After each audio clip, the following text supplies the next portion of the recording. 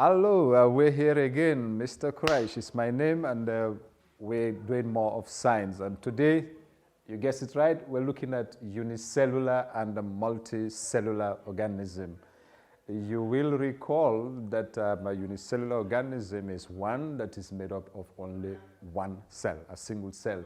And this means that all life processes such as reproduction, feeding, digestion, excretion, and so on, they all occur in one cell. Amoeba, bacteria, Spirogyra, these are all examples of unicellular organisms. Multicellular organisms, on the other hand, are composed of more than one cell, with groups of cells differentiating to take on specialized functions. The spider, the cockroach, earthworm, and many more, these are the examples. So, Paramecium, you should be familiar with this. Amoeba, bacteria, yeast, these are all unicellular organisms. And multicellular organisms, remember we said those that are made up of more than one cell? Yeah, cockroach, earthworm, and spider. So first I want to take us back to Prokaryotes, and later we'll look at Eukaryotes. Prokaryotes, we say they are the simplest organisms. I hope you still recall what we said about prokaryote. What does it mean, prokaryote? We said they are the simplest of organisms because their nuclear material is not enclosed in a nucleus. They are found everywhere, and they thrive almost everywhere, including places that are extremes, like too acidic, too salty, too cold, or too hot for most other organisms. You find the prokaryotes existing there. We have two types. Bacteria is one type of prokaryote. Archaea is the second type. Let us look at each of these two groups. Now, first, we want to look at the importance of bacteria because most times we think of bacteria in a negative sense, okay? Yes, there are harmful bacteria, but a lot of them, most of them are beneficial and we depend on them. Now, bacteria cover all the external surfaces of our bodies. This includes our digestive tracts, since that is also considered external. They live in cooperation with our body. They protect us against harmful bacteria and they help to digest our food. Without them, there is some food we will not be capable of digesting.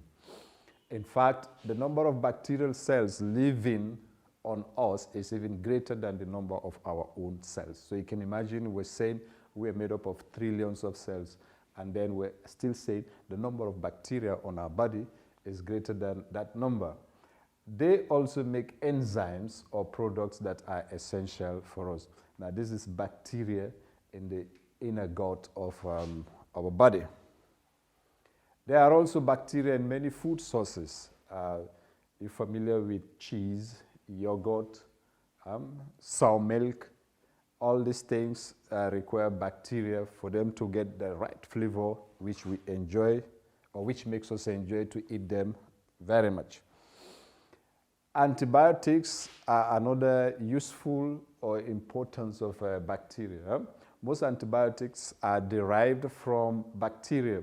They are created in nature by bacteria to fight other bacteria. So you see, we're using science to fight bacteria with bacteria. We then use them in the form of antibiotic pills, okay, or tablets and injections to fight harmful bacteria.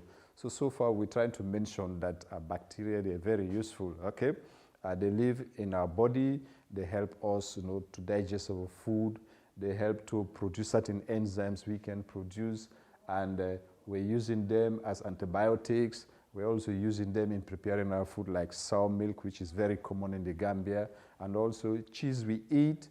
In case you may not know, but bacteria is very useful in making all those products. The next group we said we're going to look at is Archaea. These people used to, or scientists used to, consider as bacteria until very recently. Look, 1977. It's very, very recent. That's when they were separated into their own group or domain. Okay, nowadays we have 3 main domains. So they are in their own group or domain.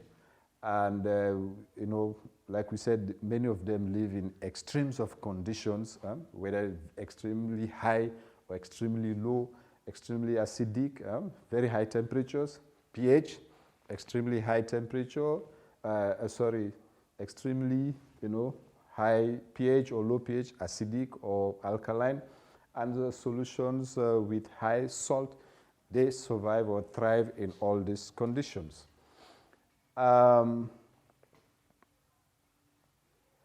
This is a map of the 3 main domains we're trying to mention here.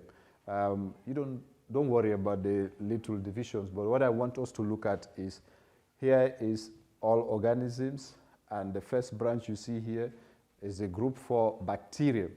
And then here is the second branch. So surprisingly, scientists were even found it interesting to note that archaea and eukaryotes, that is including us, we have something common.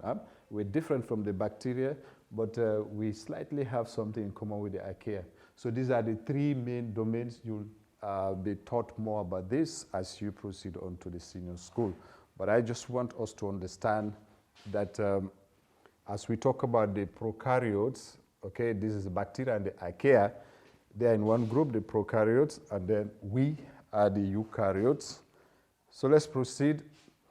When you look at order and organization in terms of the prokaryotes, okay, all prokaryotes, they are unicellular, we mentioned that. They are made up of single cell, but that one single cell is a whole organism. They have a variety of shapes and functions, and they can live on their own, but most of them live in colonies. They form very large numbers, okay? You can have them in millions and billions and more. They live in tightly packed area, you know, within a tiny space, you have a very large number of the organisms living there. Bacteria, remember, is one of the prokaryotes we're talking about, and in fact is the only one we'll be talking about. Eukarya, we'll leave that one for senior school. They come in many shapes, okay, and the shapes are what scientists have used to give them name. If you recall names like Coccus, okay, meaning they are circular, Diplococci, meaning, you know, double, and of course the different name like here, Streptococci, Sakina, and so on. And then you come here, Bacilli, singular is Bacillus, that these are rod-like. Okay, so all the names that go with Bacilli, Bacillus, and so on, Streptobacilli, Diplobacilli, Coccobacillus, these are all the rod-like shapes. And they have others that have some queer shapes, like Vibrio, it's like a comma shape, and so on. So this is just to help you understand that bacteria actually is made of different shapes, and each one actually is specific to certain tissues of bodies of organisms. So let us look at the structure of bacteria as a prokaryote, okay? They have many different structures, but a lot of things are common. The structures within the cell operate like small machines doing different things, and they are used for various functions that help to maintain the life of the overall organism. You're familiar with the term cytoplasm and cell membrane, okay? This flagella, okay, when you look at some other small organisms, we have a flagella, but here, nucleoid, okay? The nuclear material is actually, you know, inside. There's no nucleus, no membrane surrounding it. In fact, this is what gives them the name prokaryotes, because the nuclear material is not enclosed in anything. And outside the cell wall, they have a capsule, okay? This is an extra layer made up of some carbohydrates and protein that usually help the cell to stick to surfaces.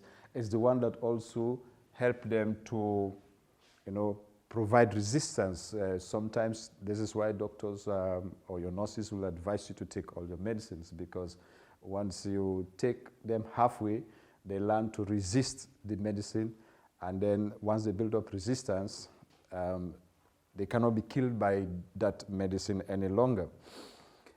The cell wall we mentioned is outside. Okay, is the structure on the outside, and it helps to maintain the shape of the cell, like in plant cells. And it provides physical protection and prevents the cell from bursting in hypotonic environment. Remember hypotonic, hypertonic, hypo meaning the less concentrated, and hypertonic, more concentrated. So if it is in a hypotonic condition or environment, it means inside the cell is hypertonic, which means it is concentrated, and the organism is inside an environment that is less concentrated, and according to the law of osmosis, fluid or water will move and go to the higher concentration.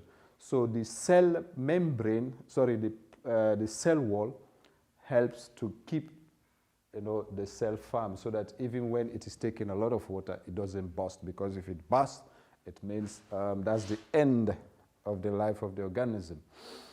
The cell wall is also covered by the capsule I mentioned. It's a sticky layer of polysaccharide or protein that helps to protect that help them to stick, to attach themselves to surfaces. And as I also mentioned, they also help to provide resistance to drugs or any foreign material that is coming to disturb the organism.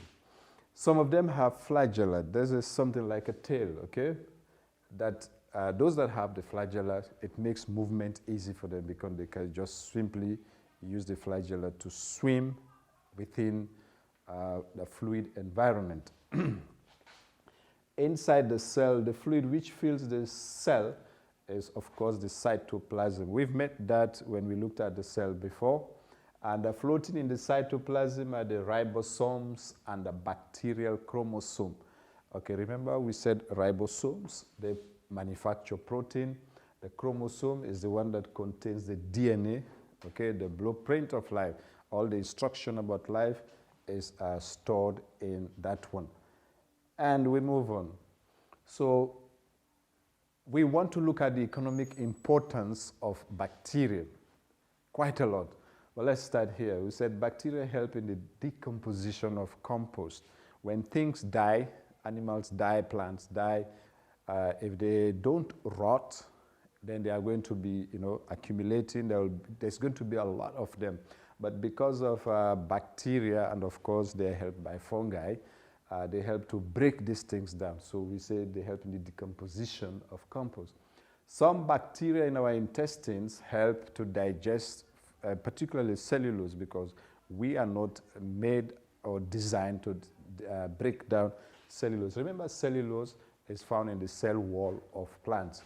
So the plants we eat, in order for us to digest it, you must have some good bacteria. Vinegar and sour milk are products of bacterial action. We mentioned that earlier on, and you know how much we enjoy sour milk thanks to bacteria. Bacteria in the root nodules of legumes help to add nitrogen to the soil so that the plants can use. Again, plants need bacteria so that they will be able to take nitrogen. And this is made available, okay, through the root nodules of those plants. So again, that's another very useful function of bacteria.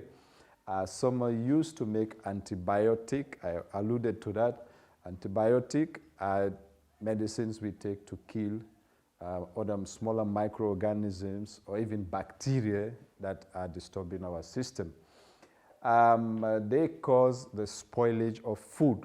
Well, that's not something good. And remember, we're saying we're looking at the economic importance. Okay, whenever you're asked about the economic importance of something, an organism in particular, it means you to look at both the good and the bad.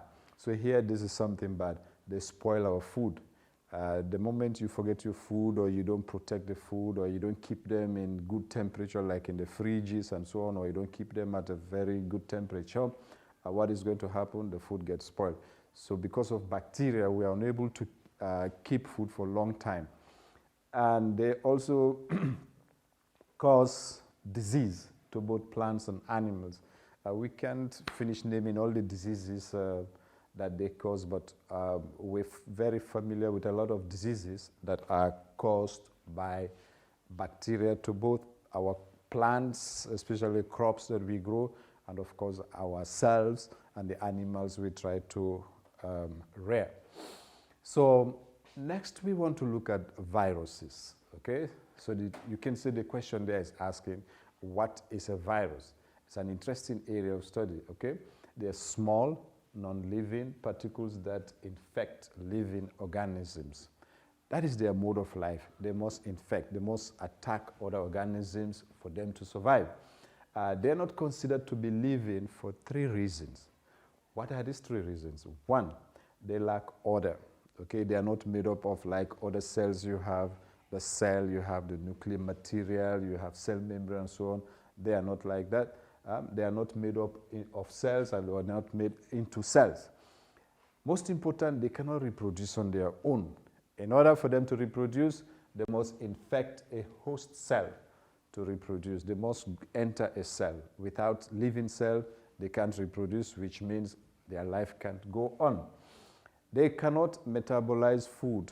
Okay, metabolize here means they cannot process food. They cannot get energy from food, all right? So they are unable to take energy from food. So if an organism or if anything is unable to do this, then it's not a living thing. But equally, we have to consider them as living things because they are capable of reproducing when they infect a host. So once they're inside a host, then they do the things that living things do. They reproduce, they make more of themselves. And we know, or as we know, only living things can reproduce. So here is a model of the HIV virus. HIV made a lot of noise around because at that time it was like we are scared of corona now. At that time where everybody was afraid, and even today we're still very much afraid of HIV. That's the picture or the model of the virus. And typically this is what we have in our textbook, because we say the virus is simply a DNA that is enclosed in protein coat. So this is the coat around the protein, and then the DNA material is inside. All right, so don't worry about all these other labels. What you need to know about the virus is simply a coat or something surrounding DNA that is inside. Now these things that look like tentacles are the ones that are used when it wants to enter the cells of other organisms. So how do viruses reproduce? They reproduce by invading other cells. Let us take it from here. First of all, take a good look at the diagram. This is the host cell, and that cell has a nucleus with a nuclear membrane. So number 1, the virus attaches to the cell membrane. These are the virus particles. So you see, it attaches itself to the cell membrane. Now number 2, it will release the DNA. You can see the DNA inside here, okay? This little thing is the DNA. It releases that. Now this represents the DNA. And number 3, the DNA makes a copy of itself, okay? So you can see you have 2 pieces now. And now that instructs the nucleus to make more. So initially, 1 DNA is inside, and now it has, made a copy of itself. We say it's replicated itself. And what happens now is it takes over your cell. It takes over the command center of your cell, which is the nucleus. And now the nucleus is working for the virus. So the nucleus makes copies of the virus RNA. So once the nucleus makes a lot of copies, they now develop the protein coat around themselves, and that is released. So now this is how you have more of the virus. So next step, they're going to look for other cells that they can invade, and then start the whole process. Attach themselves, make RNA, copy the RNA, and take over your nucleus. The nucleus now begin to make more viruses, and then they destroy that cell, of course, find new cells, and they continue their life. So in short, this is how viruses reproduce themselves. So let us look at harmful effects of viruses. You'll see I didn't say anything good about it, but of course there is one good thing about virus. They help us to understand more about DNA and RNA. Let me take you back. I don't know if you heard something about RNA and DNA when they were trying to get vaccines for the corona. Thanks to our understanding of the virus, this is how they were able to create a vaccine because they simply, by understanding the life of the virus, they're also able to understand more about RNA and DNA. Let me don't bore you more with that because you'll be looking at that when you get to senior school. But what is important here is viruses on the whole, they're very harmful, okay? They cause a lot of disease to human beings and of course to our animals and the plants, okay? Sometimes they say they are, they invade specific disease. So each virus attacks a particular tissue, and common diseases that we have include chickenpox, measles, warts, pneumonia, yellow fever, cold sores, and fever blisters. And of course, there are many more. And if you go to the plants, equally you have a lot of diseases that are caused by them. This is interesting. A victim that recovers from a certain disease, a certain viral disease, example chickenpox, develops what is called immunity. And another simple word for that is resistant to disease.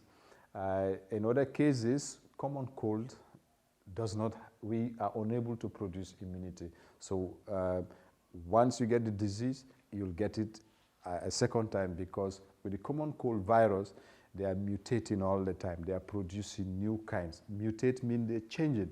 And this is the problem we have with the coronavirus. Viruses are very good at mutating. While we're celebrating that they've got a vaccine for the coronavirus, a new type is formed, and maybe by the time they reach there, a new type will be produced until we learn to live with it. Our bodies also learn to live with it, and then we'll go on like we're doing with the common cold. Next, we want to look at Euglena, a very beautiful organism. Again, we're moving. You can see we're looking at the prokaryotes. Okay, we started with bacteria. We looked at virus. Now we come into those with true nucleus. Euglena is the first one we're looking at. Normally, a diagram will be drawn for you at the Gabeke grade 9 level, and they will be labeled, and you are expected to name the labels. So let's have a look here. We have the flagellum. The eye spot is there. This region here is the reservoir. Reservoir means somewhere you keep something. You have the nucleus and chloroplast. These things are the chloroplast. Stop moving, please. And we have the contractile vacuole and a pellicule surrounding the cell. So now let us look at the description here. Of course, it's unicellular, but what is interesting is that it has some plant characteristics and animal characteristics. We know they live in freshwater ponds, stagnant water, and ditches, so sometimes you'll come across questions asking you where these organisms are found. They feed on bacteria and other small organisms that are even smaller than they themselves. Now, their reproduction is interesting. They go through binary and multiple fission. So, let us look at the animal characteristic. It has a pellicule for exchange of gas. It has flagellum for movement. It has a gullet for feeding. The gullet is like a throat. It has a contractile vacuole for osmoregulation. Osmoregulation means controlling the amount of water. If there is too much water, it uses the contractile vacuole to expel the extra water. It has a red eye spot for detecting light. Like we use our eyes to detect light, simply we say we use our eyes for seeing. Let's have a look at the diagram again. The animal-like features, the flagellum. Flagellum generally is for movement. Okay, they use it like to whip the water, and that helps to propel the organism. The eye spot is here. This little spot is sensitive to light. So scientists have been able to observe that in the presence of light, when you shine the light, you can see the organism, if the light is too bright, for example, they move so that they can protect themselves. Of course, that is how they are able to also detect the presence of sunlight. And it has this contractile vacuole for controlling the water in its body. And the pellicle here, it's using that for gaseous exchange. You'll see some other organisms that also use pellicle for gas exchange. So let's look at the plant characteristic. It has chloroplast, that's for photosynthesis, obviously. It has granules, okay? After photosynthesizing food, the food is stored in little pieces that are the granules, and it prepares its own food through photosynthesis, which is actually related to this, having the chloroplast, so it is able to prepare its own food. Let's go back. We can see here these pieces I mentioned are the chloroplast. This is one main thing that makes it a plant gives it the plant characteristics, because with this, it is able to manufacture its own food. And it has little, grain-like things wherein food is stored, and that is to be found in plants.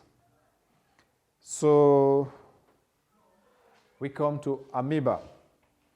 All right, amoeba is found in fresh and salt water.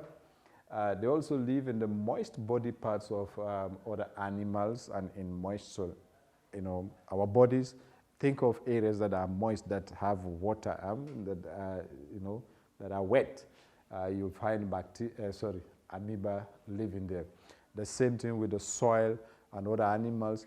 Areas that water is available, amoeba, you'll find them living there. You will be required to understand the diagram of the amoeba, and you should be able to label the parts and, of course, state the functions of the part.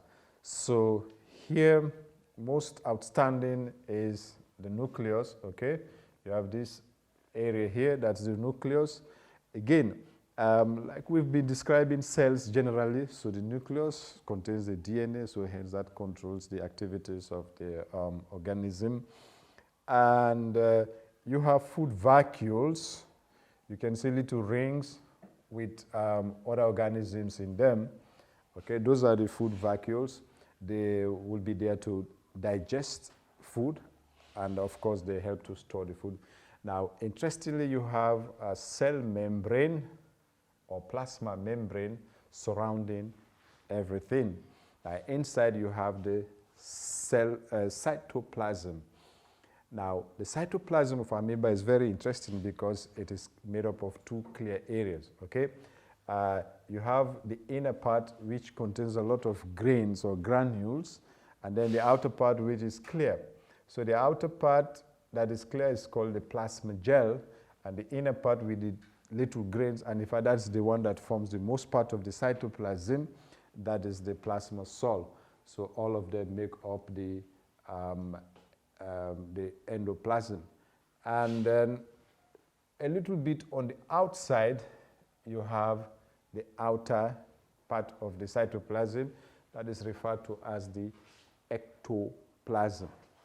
So briefly, like we said, you are required to be able to, the diagram will be drawn for you, so your task is to name the labels. They'll draw the diagram, label them, but what is your own responsibility? To name the parts. I almost forgot the pseudopodia.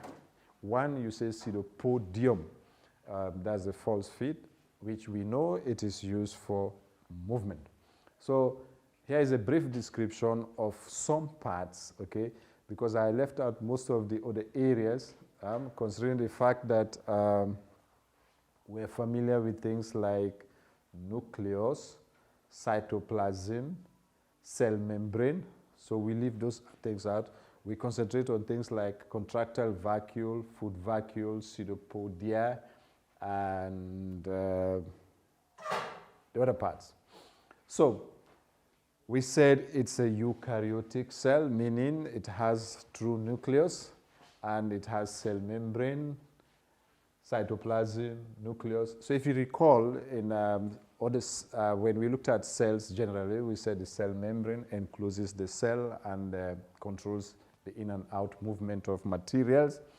Cytoplasm, the liquid in which you have these other materials like the ribosomes and so on.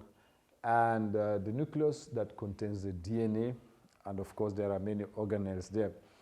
So the cytoplasm is interesting because it is divided into a central granular, that means our little grains, that's called the endoplasm, and the lighter outer area that is called the ectoplasm.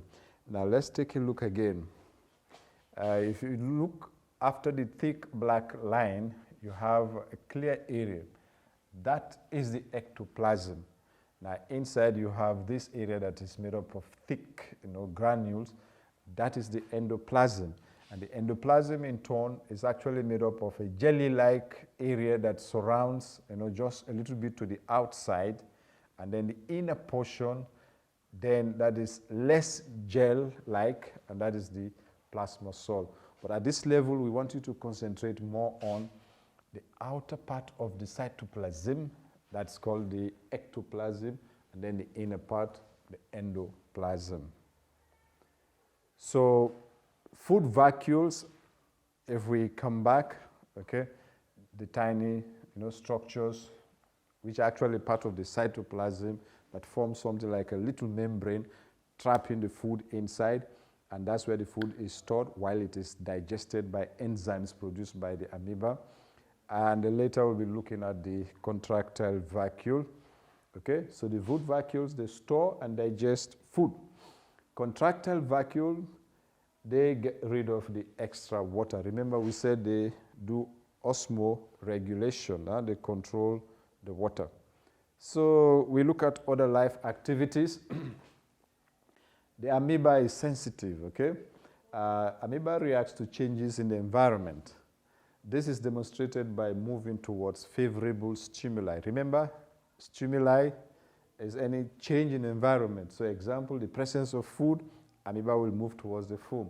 But if there is something harmful, like bad chemicals, amoeba moves away, so it's able to demonstrate life activities, and hence other life activities, if you have to go back to Mr. Niger, it's able to demonstrate all that movement, reproduction, sensitivity, excretion, of course feeding, some of which we are actually going to talk about. Respiration is by simple gas exchange, okay?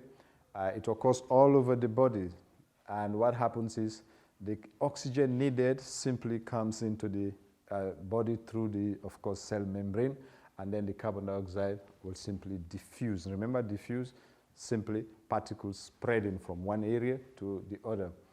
Movement is very interesting because it is done by changing the shape. It extends part of its jelly-like body outward, forming a projection that we call the pseudopodium. That's for one. More than one, you say pseudopodia. If we take a look back at the diagram, you can see the pseudopodia. That's two. When it is one, it's pseudopodium. So let's go back to our line where we were. Right. So they form a pseudopodium, and the pseudopodium is said to be a falsehood because it's not a permanent something. They keep changing, okay? And then slowly, the rest of the body flows into that part of the pseudopodium. That makes the pseudopodium to grow larger and larger until eventually all the body has flown into that. And if he wants to continue in that direction or another direction, new pseudopodia are formed as the old ones gradually disappear. So here is a demonstration of how they move. Okay, so that's the first stage, a projection called the Pseudopodium. Now you can see the rest of the body flowing. Number 3, almost all the body is inside there. And here we have everything going. And sorry, we have to come to number 4. We can see almost all the body is there. And now if it wants to move, continue moving, it has to form new pseudopodia again, or pseudopodium rather, so that it can continue moving. Feeding, very interesting. As you can see in the picture here, that's a food particle, usually bacteria or other unicellular organisms that are smaller than amoeba itself.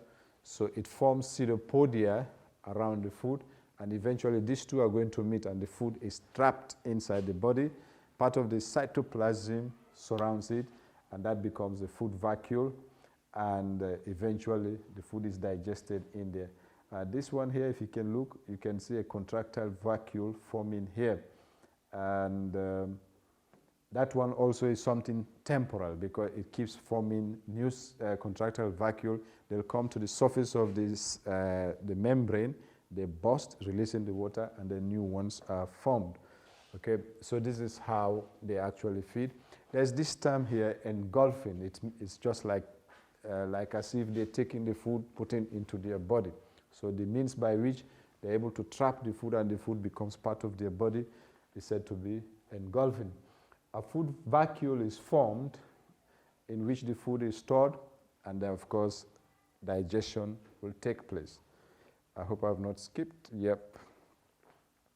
So again, to further demonstrate capturing food as a food particle, pseudopodia is formed to come around the food particle. Food is trapped and food vacuole is formed. Engulf, the food is engulfed. The food is now inside its body.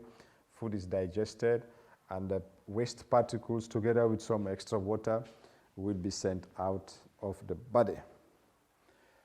Reproduction, again, another interesting area. Now let's start with number 1, okay?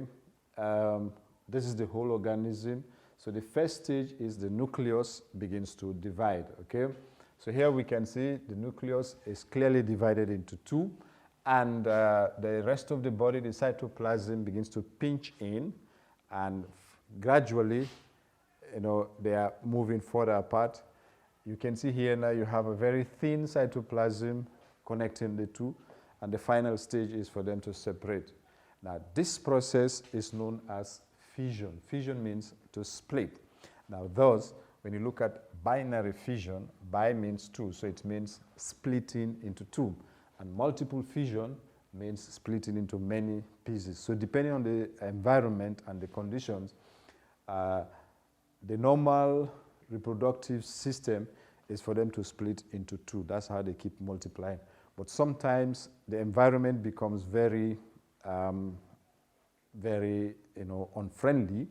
Like if they see that water is drying up, then they, form themselves into a cyst, and they will be multiplying a lot there. They will just keep on multiplying, splitting, and that's the multiple fission.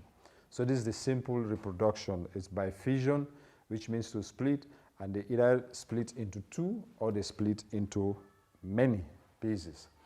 Now, why is it important for us to study amoeba? They are an important part of the soil ecosystem. They regulate bacteria population because they feed on bacteria, so they help to keep the bacteria population under control. They are also very important for recycling nutrients in the soil. When nutrients become available, they are taken up by bacteria, but the bacteria, hoards or keeps this nutrient in them. So with the help of amoeba, by feeding on this bacteria, then they make these nutrients to be released. And once they're released, then plants in the soil can feed on them.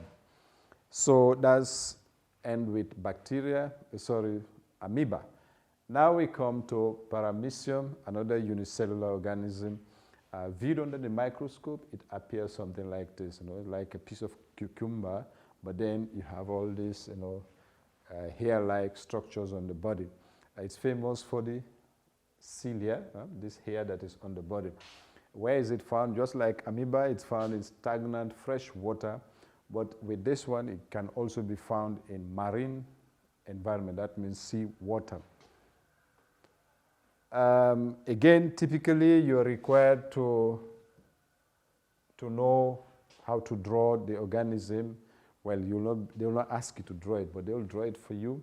And they'll, again, I keep on emphasizing, they'll do the labels, and they'll ask you to name the labels. Usually, they'll put A, B, C, D, up to G or H, or sometimes 1, 2, 3 Roman numerals, and you're expected to, label them correctly. So let's look at it. You have this end. Oh, sorry. Okay, we have one end there, and then we have the other end there. And interestingly, where you have the organism as a whole, you have the cell membrane. Like a typical cell, you have the cell membrane, you have the cytoplasm, and you have nucleus. But let's look at each of them, okay? So surrounding the cell membrane, you have a pellicule. And of course, the cilia we mentioned already. Now we have two sets of contractile vacuole, one at this end and one at the other end. And you have, of course, several food vacuoles because they are constantly making the food vacuoles. This area is interesting because here you have the oral groove. Oral refers to mouth. So oral groove means an area wherein food is passing. Actually, it's water that is passing, and it has a mechanism for trapping food particles that are trapped here, and then food vacuole is made. All right, so this is the front end, and then this is the posterior, or the back end. And interestingly, the anal pore is at the front end there. So that's where waste are taken out. So let's see some literature about it. We're looking at the structure and the functions. Pellicule, we say it's a membrane that covers and protects it. It provides extra protection in addition to the membrane. The cilia, they are like hairs. These little brushes you see on the side, and their main purpose is to act as appendages or structures that are used, one, to help move food into the body, and number two, to help in locomotion. Remember, locomotion is being able to move the entire body from place to place. So Paramecium is able to do that. The oral groove, right here, is the one that collects all the food and then directs them into the cell mouth. They pass through the cavity there, and then food vacuoles are made in which the nutrients are digested. The anal pore, this little structure up here, the anal pore is responsible for taking out undigested, or after digesting the food, the waste material. And the contractile vacuole, like we met in the amoeba, it's there to control or expel extra water that is accumulated in the organism. We also, I think we already mentioned the anal pore. It's a mistake that okay. The anal pore, we already said, is there to dispose of food. The contractile vacuole removes extra water. In addition, you have the trichosis, they mentioned here. These are special structures, okay, that the organism uses to help defend itself. So it helps to fight off other organisms, and of course it is also used to help trap other organisms. The gullet is not named, that's the buccal cavity, is the same thing. The gullet is where the food particles form and then, pass, and then a food vacuole is formed somewhere there. Then it has two nucleus, okay? The macronucleus and the micronucleus. Macro means big, so we have the big nucleus and then we have the small nucleus. Now the big nucleus is responsible for all other activities of the cell. The micronucleus is responsible for reproduction. That's the one that contains the DNA. And so we say it exhibits both sexual and asexual reproduction. So let's look at those. For asexual reproduction, this is how it does it. The organism simply, splits into two. But of course, before it does that, it forms a mesh-like structure. Everything is not like when you mix in everything, except that the small nucleus actually divides into two. And finally, the macro, that's the big nucleus, and the small nucleus, you have one set on one end, and then you have the other set on the other end. But simply, let's just say they divide into two. But for them, they divide transversely. The organism is like that. They divide just in the middle, somewhere there. They also exhibit sexual reproduction. That's called conjugation. All right.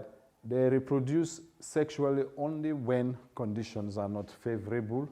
The two paramecium come in contact. They unite through the edges, the cell membrane or the pellicle and other things dissolve. So it's like they become one, and they mix their nuclear material, and eventually they become one. So that's the sexual reproduction they undergo. For movement, we already mentioned that they use the cilia. The cilia, you can see here, something like hair. And how they move, how they move with that is simply by moving the cilia, like the way people using, boats, the way they move the sticks they use for moving the boat. So all these things move together, okay? They have also a streamlined body that makes their movement very easy. It helps to make them swim in the water with less friction. The rapid swimming is facilitated by beating of fine hair-like cilia. The cilia cover the entire body of the organism, like we showed you earlier on. Nutrition, how do they feed? This is how they feed. What happens is, of course, they feed on bacteria, small protozoans, unicellular algae, diatoms, and very small organisms. So the cilia of the oral groove, the cilia you have around here, they create a pressure, okay, that forces water in. And any particles that are in that water, they will be forced inside. And once they get in, the food is trapped somewhere there. A food vacuole is formed, and then we can see the different processes as the food particle is moving, digesting the food. Once the food is digested, then it comes to the surface, breaks open to release the waste or undigested matter. So that's how they carry on with feeding. So next, we want to look at Spirogyra. We didn't talk about the importance of Paramecium because it's the same as that of Amoeba. You can just use the same importance we mentioned there. Okay, they're very helpful in releasing nutrients from bacteria into the soil, and they also help in controlling the bacteria population wherever they are found. So next we want to look at Spirogyra. These are very common free-floating freshwater algae. They belong to the group algae, but they are protozoans, okay, that inhabit ponds, pools, tanks, lakes, and ditches. So earlier division or grouping put them under algae, but now they've been specified and they're placed under the protozoans. They are filamentous and slippery in nature due to the presence of external mucilaginous sheet. There's something around their body that provides slime, that makes them slippery. And you find them in slow-running water bodies, and they can be seen as a mass of long, shiny, silky filaments in running water. This is a magnified picture, but if you go to some water, you see the surface of the water that is green, and in some instances you can see like little strings, green, nice strings there. And so here is what will be seen under the microscope. Again, like we did with Amoeba, Paramecium, you expected to be able to label or name the labels of the diagram. Let's take a look at that. So here, You know, it's like a cylinder. The whole body is like a cylinder. And inside this cylinder, the very obvious structure you'll see is this thing that looks like a belt. That's the chloroplast. Some have two, others have only one. And it's spiral. That means it's going round and round like a mosquito coil. So, but typically you have a cell membrane surrounded by a cell wall, and then you have this mucilage that is surrounding that. In addition to that, then you have the chloroplast, and on the chloroplast you have these dots you've seen. These are the pyrenoid. This is where food is stored after it is made. Now, the cytoplasm is a very thin membrane. I mean, not membrane. The cytoplasm is a very thin structure, and it extends, you know, making some kind of strings that go all the way to the center, and you have the nucleus held or suspended in the center there. So that's a brief description of a Spirogyra, and we've already mentioned the cell wall that is composed of pectin and cellulose. All right, cellulose is the same substance you find in plants, whereas pectin you find in animals. It reproduces vegetatively by fragmentation. That means it simply breaks into pieces, okay? And sexually by conjugation. So conjugation means coming together. So two of them will come and then they share their nuclear material. So here is a picture of the entire cell, and how do they live? Usually have a lot of them. You know, each individual is actually an organism, independent, but equally you find them joined, you know, making a long string that is called the filament. So each of these strings you're seeing is actually a filament, and the filament is made up of cells that are joined together. But again, when we study them, we consider them as individuals because each one is actually independent. But remember we said some organisms live in colonies, some live as filaments, and so on. How do they reproduce? We already started mentioning that. We said they simply break into pieces when conditions are normal, but if conditions are becoming bad, then they undergo sexual reproduction. We can see the start of sexual reproduction here. First, the nucleum, the cytoplasm and everything inside begins to, you know, mash up, okay? And later what we're going to see is two strings will lie side by side or come closer, and then they will form, we'll see in the other pictures, they'll form a bridge like here. If we look at this, you can see they form a bridge here. See, there's a bridge linking this one and this. So the content that was here, the cytoplasm that was here, has now flown into this. And the same thing must have happened with this one. So this is how they achieve sexual reproduction. So, but for asexual reproduction, the organism simply breaks into pieces. So either they break where the cell wall is, or sometimes they just break anywhere, and then each piece begins to continue growth. So more detailed picture of sexual reproduction. So here we can see they are about to form a bridge, a link, and then here you can see the link is there now. And now the content, the cytoplasm of one cell empties into the other. Now usually one string will act as the positive and the other as the negative, in the sense the positive is the one that is going to move, okay, into the other. Or we can simply say one acts as a male and the other as a female. So the male empties its content into that of the female, and then this forms what is called a zygospore. The zygospore that is formed actually just falls down to the bottom, and then it will, when conditions are fine, it's going to germinate. Let's take a look at the picture there.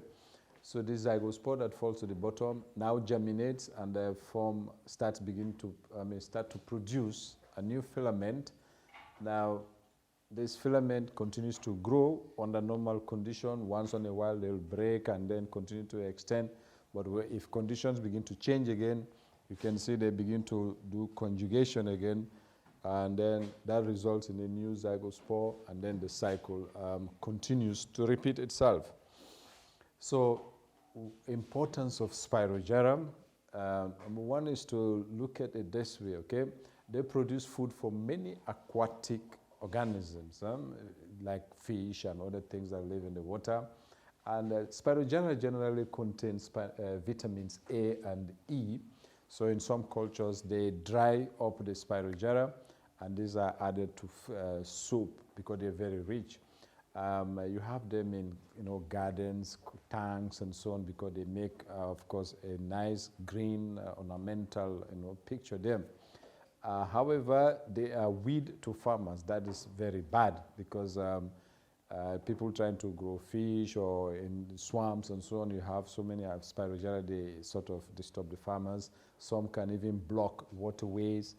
And when they go into the water, they make the water unfit for drinking. Sometimes you might have seen when you have these big containers and you want to keep water, after some time you come and you see the sides or some areas, it's black or darkish green.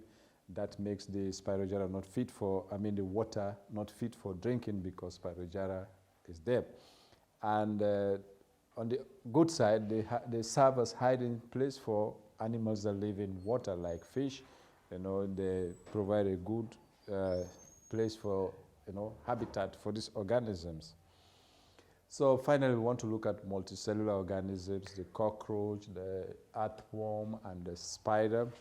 And don't forget that multicellular organisms are well organized, with cells, being organized into tissues, and tissues into organ, and the organs into organ systems, and finally you have the organism as a whole.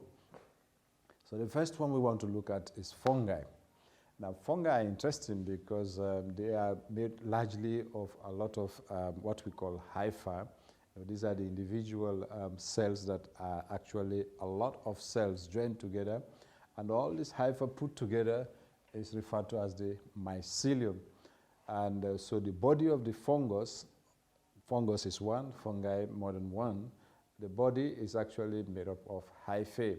But there you have some fungi like yeast that are not made up of hyphae, okay? They are just made up of individual cells. Yeast, you remember, we used to use when we make baking bread and so on, because they produce a lot of carbon dioxide, and that helps the dough to rise. And once the bread is baked or the cake is fried, you see they rise nice, making a very soft and attractive food. So let's look at the description of the fungi. The long, slender, branched, tubular, thread-like filament is the one we call the hyphae. Singular, take note, is hypha. So the hyphae spread all over the food surface, and that is how they grow. They simply spread all over the food. You might have seen bread. You forget bread in a damp place, and then you come and you see some grayish or sometimes greenish soft thing on top. That is fungus or fungi growing on it. So we have different kinds, okay? Mushroom is a bigger fungi, of course made up of many more cells, and they're trying to show us that down here, this is where they form the spores, okay? But when you look at it at the microscopic level, you'd see this is the hyphae, okay? Each of these is actually a hyphae, individual hypha. In many cells are the hyphae, and all this put together you call mycelium. If I should bring this closer, now you can see this is mucor, or some call it mold, that grows on bread or even rice and so on. Sometimes you see it as green or greenish, powder-like something on top of the bread. Now, when you view it under the microscope, you can see the hyphae, right? Each of these, everything is hypha. Remember, hypha is one, but more than one is hyphae. and put together, all together, they form the mycelium. So you can see part of it is inside the bread, and the part we see on top is this one, a piece of hyphae that stretches up and holds what we call the sporangium, and that is where the spores are made. Okay? So the main body of the fungus, of course, is a mycelium, and it is made up of hyphae. And fungal cells have cell walls made of substances such as chitin. Chitin you find in the same material we have in our nails. Okay, so it's like an animal-like structure there. Muco usually is the one they will draw in the exams, and again, as I've been saying about all the other organisms, you are expected to be able to name the labels. So let's take a careful look at it. So remember we said all of these, this is a hypha, the hypha, okay, but it's made up of lots of cells. One cell is hypha, so many cells form the hyphae. And so you have a lot of cells here, and when you have many hyphae, more than one hyphae, you are referring to, in fact, the entire setup of the hyphae is what we call the mycelium. So they have names according to the function of the parts. So the ones that are acting like roots, they are inside the substrate. That is the material on which they are feeding, whether it's bread or soil or rice. Those ones that go there, you refer to them as the rhizoid. And then the ones that grow alongside, they are below, but they are moving alongside, call them the stolon. And then the hyphae that goes up to bear, where the spores are, all right? Now, that one is called the sporangiophore, okay? So this is one sporangiophore. You have another sporangiophore, another one. At the top, you have the sporangium. And then inside the sporangium, you have the spores. So it is these spores that they use for reproduction. So once the spores land on a suitable soil, then they germinate and you have a new fungi growing there. So feeding, of course, how do they feed? We say the mode of feeding is saprophytic. It's a kind wherein they feed on dead organisms.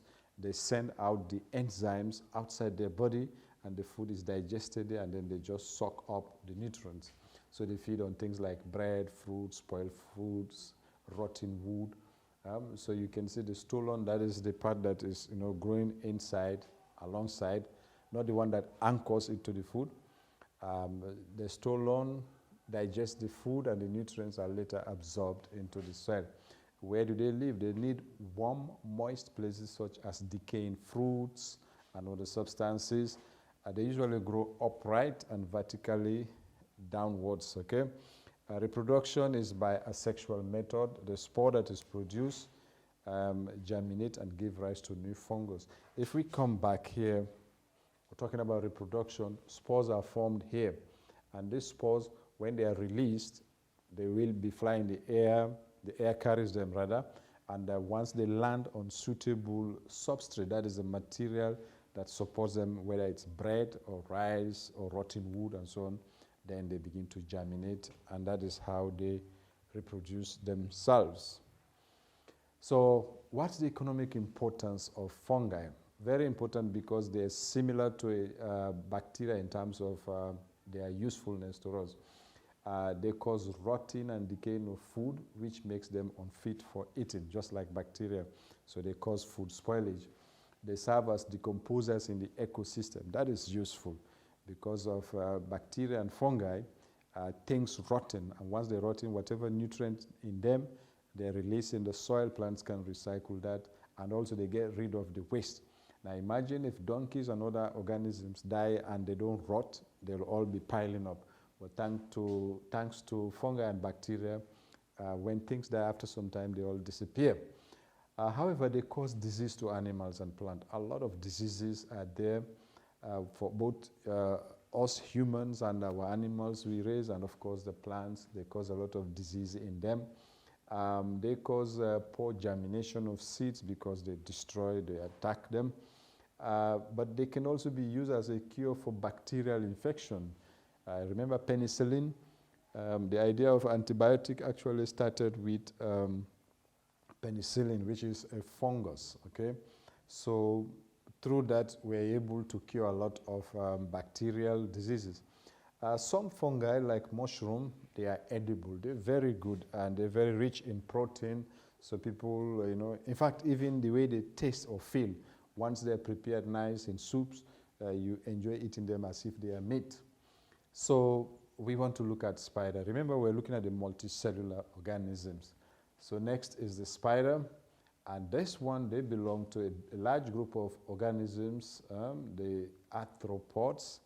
And so they belong to the group of arthropods that are called the arachnids. Now the spider and the scorpion are in the same group. They are arachnids. They are arthropods. Arthropods are a large group of organisms that have jointed appendages and their body. Arthropods simply mean jointed body. So examples in that group include the scorpion, the tick, and the mite. Now spiders, they have simple eyes, usually 8 of them, 8 simple eyes. For us humans and other mammals like cow, donkey, we have 2 simple eyes. The spider, they have 8 simple eyes. They have 8 legs, and in some of them, the 2 of the legs may have been modified into maybe something for holding and grabbing things, but actually they are said to have 8 legs. They don't have any antenna like the insects. No, they don't have antenna. Their bodies are divided only into 2 sections. If we look at this diagram here, you can see just 2 parts, okay? The head and the thorax are joined together to form something they call the cephalothorax. And then you have the abdomen. And if you're able to count the legs, you can see there are 8 pairs of legs.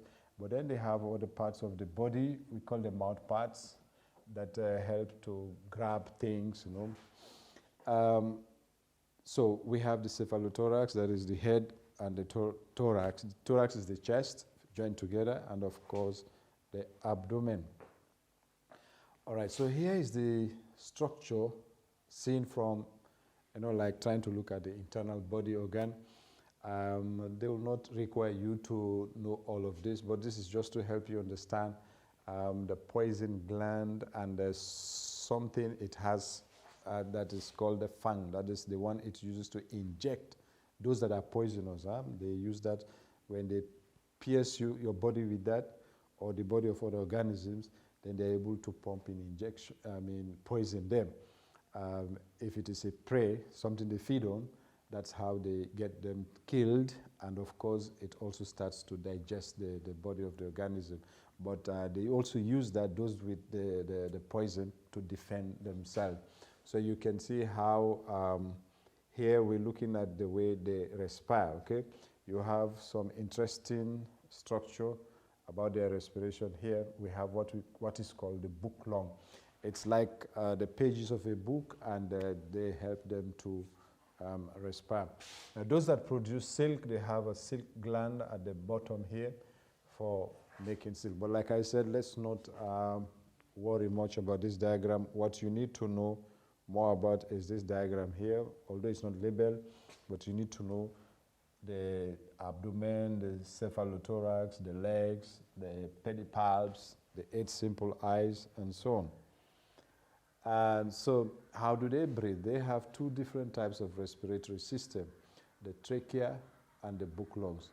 And remember, I said they have 8 legs, okay, and they have 7 segments. The body is made up of 7 pieces. Now the legs are made up of 7 segments each. They feed on insects, primarily houseflies and all these little things around. And I mentioned about venom, poison that they use to inject their prey. Some produce silk. They have a pair of small appendages on the head that are called pedipalps. They usually use for grabbing prey or things they want to seize. They can be very useful to human beings because they destroy many harmful insects in the home. They help us to get rid of insects. Some of them spin, thin silk-like threads into webs. and when insects fly into those ones, they get them trapped, okay? Others that don't spin webs simply have to capture the organisms and crush them, kill them, and then feed on them. So next, we want to look at the cockroach. Now, they generally prefer warm, humid, dark areas. So where it is dark, where it is warm, and where it is humid, that means there is water, moisture available, you'll find the cockroach there. Simply, it's made up of a head, a thorax, and an abdomen. Okay, that's 3 body division, which you can't see here because the wings are covering the thorax and the abdomen.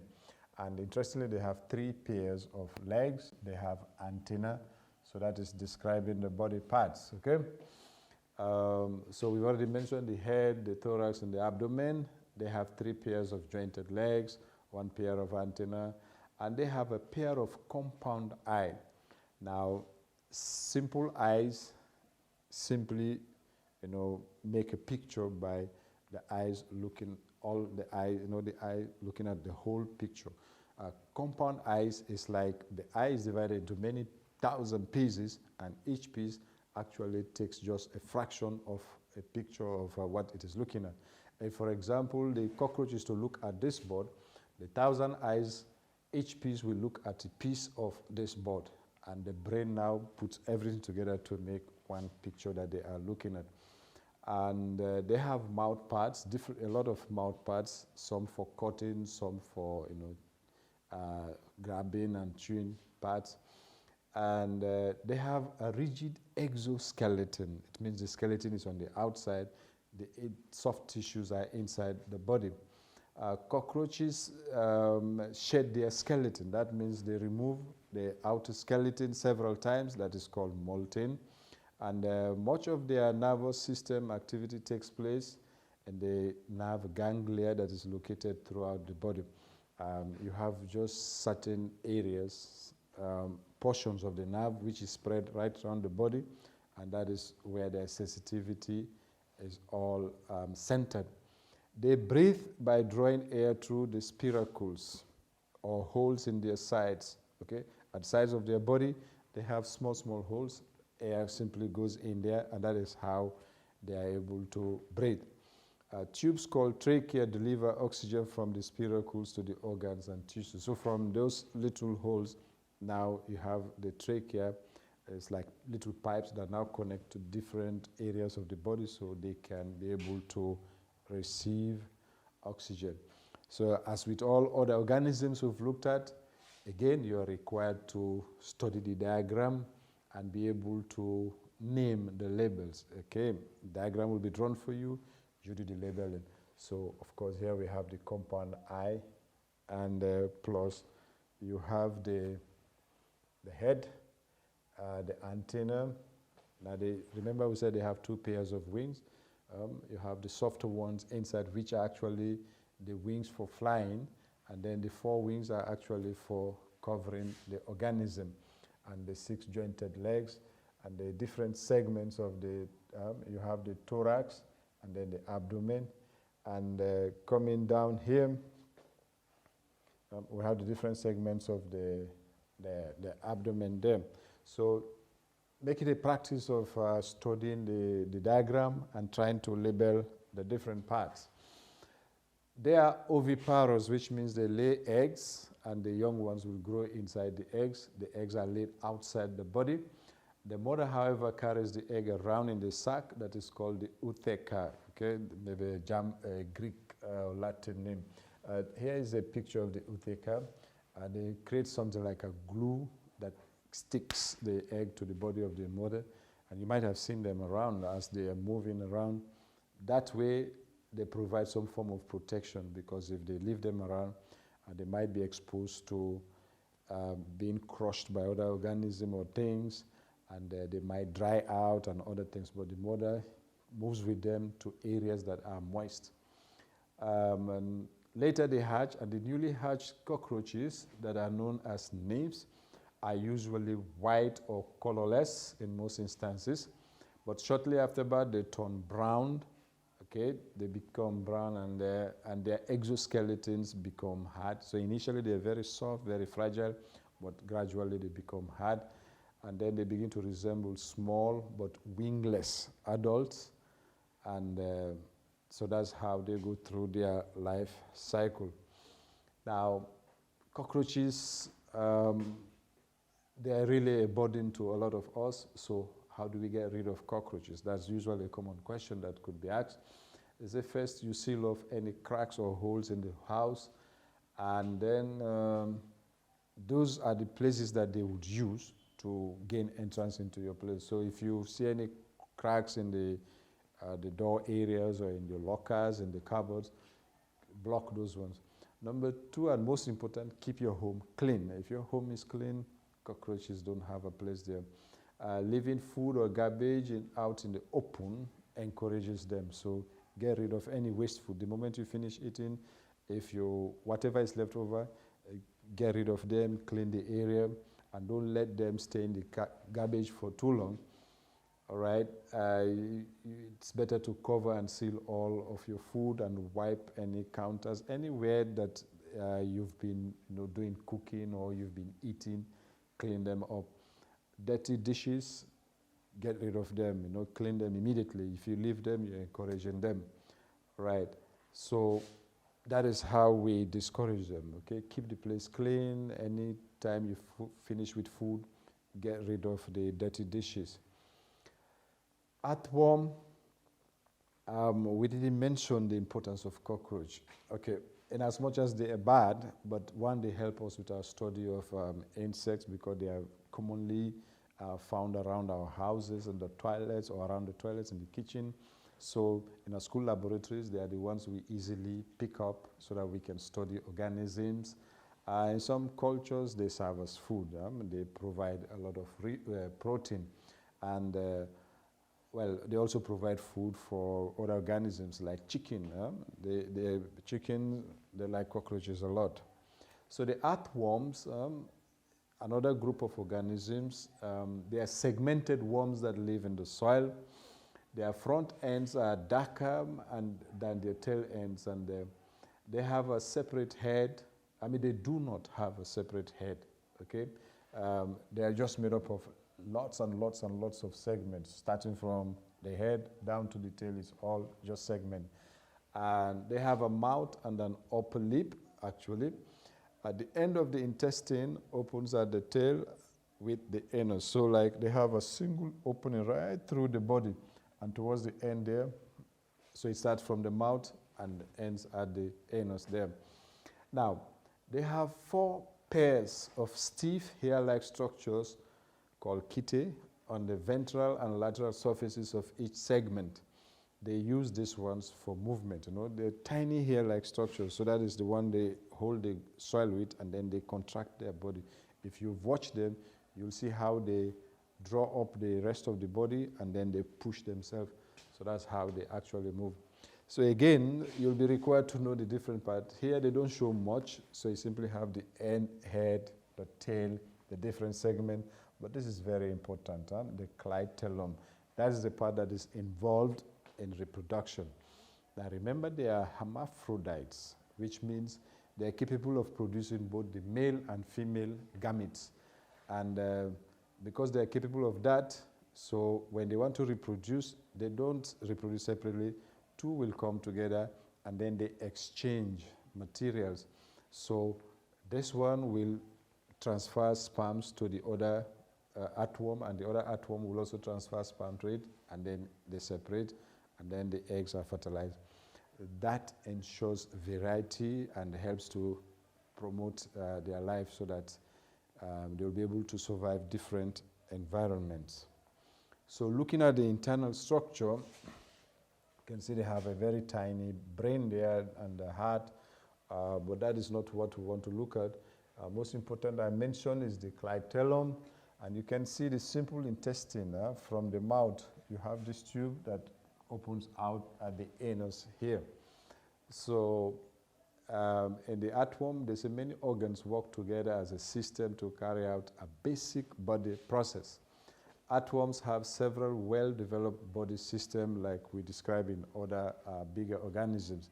In fact, the better and well-organized body system, you start looking at it in the earthworms.